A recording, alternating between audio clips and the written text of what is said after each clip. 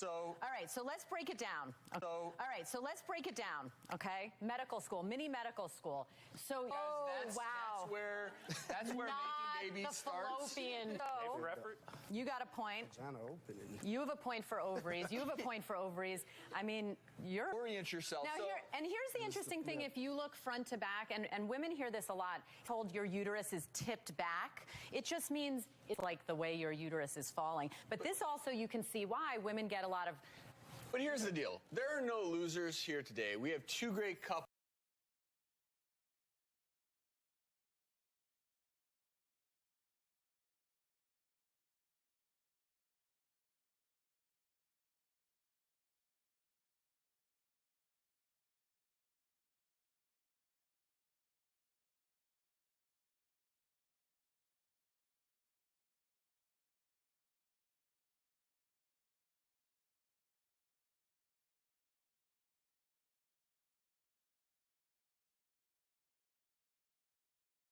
Double. I was in my 20s when I first found out about it, yes. What normally appears? There's a type of Müllerian anomaly called a bicornuate uterus. And then this is what you have, Michelle. It's called uterus didelphys. So you have rabbit ears, two separate uterine cavities, two separate cervixes. This is where it ends down to the vagina, and it'll give like a double-barreled shotgun effect that kind of puts a tunnel on the right, a tunnel on the left. You only have one ovary there, one ovary there. And we should mention that in women like you, Michelle, who have this type of Müllerian anomaly, kidney anomaly. You know, I've never heard of this, didn't even know this was possible. And you seem really good-natured and positive, but...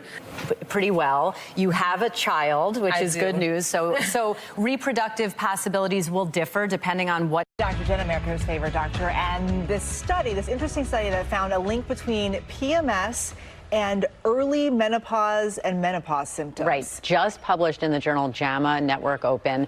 And remember, it is based on observation and association, but really interesting findings. They found that women who had PMS or PMDD and any kind of spectrum of menstrual mood disorders that can also have physical signs and symptoms were at an increased risk for early menopause, defined as menopause before the age of 45. So I think when you talk about, there's so much about when we go through menopause, just like when we go through puberty, that we cannot control.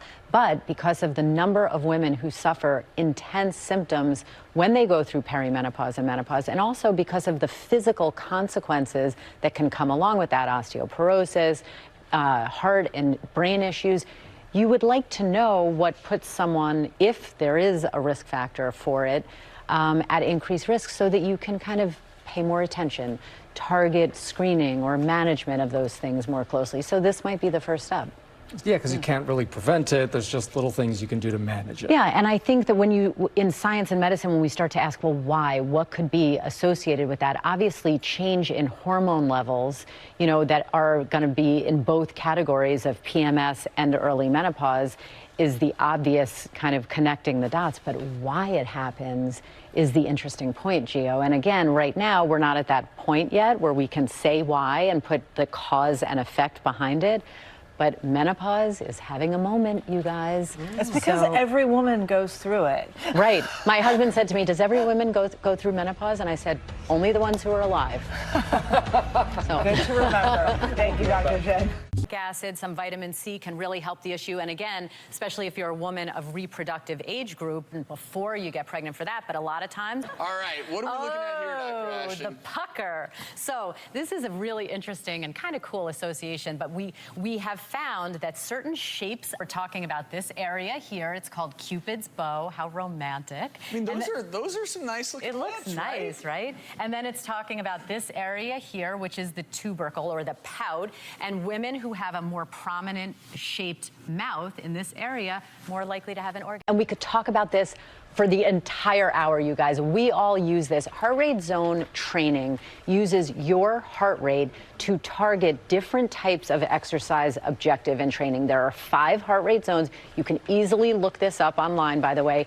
You calculate what your zone is. Your zone is different from my zone. Why? Because it is age related. So it's basically 220 minus your age. And then you take 10% increments to get those 5 zones.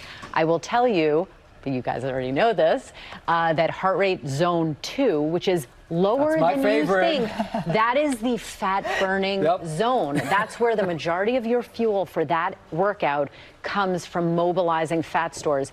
It's less intense than you might think, right? You're not necessarily huffing and puffing. You're not necessarily out of breath. No, I'm a little. After a certain amount of time. I said that, and Gio looked at me like I was crazy. But I was like, that's not hard to get into heart zone 2. Yeah, and he was like, for me it is. But it could be a fast walk, Yes, right? yes. So the point is, it can be a less intimidating zone for people, and that's where you're going to burn fat.